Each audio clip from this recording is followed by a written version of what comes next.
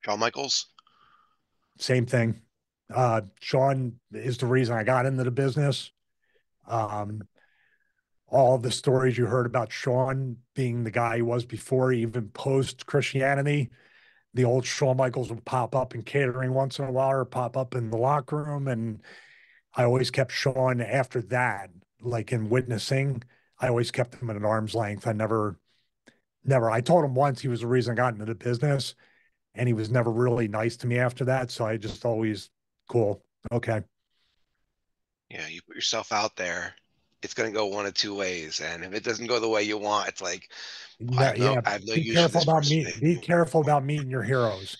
And you know what? But the positive on that, Mike, is I was aware of it before, but I Mhm. became hyper aware of my responsibility. I met Anthony Green. You know Anthony Green, great young talent from up New England pro wrestling schools and stuff. He was in NXT. I worked him on a show for Beyond Wrestling, and it's up there. It's a fun show where I came out as the right to censor, and he gave me a Snickers bar, and then I changed it into the BWO gimmick. He, we were so like, I asked him what he wanted to do. I wanted to be there and give him the most out of the match. He didn't tell me till after we wrestled. We were in the locker room, and he pulled a picture out from when he was a little kid, and I took a picture with him, and he Wow, said I was one of the reasons he got into the business.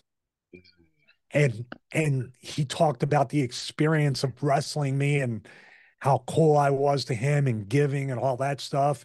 And I was just like, well, thank God, man, that I learned a lesson from those interactions with people like Shawn Michaels to never be that way.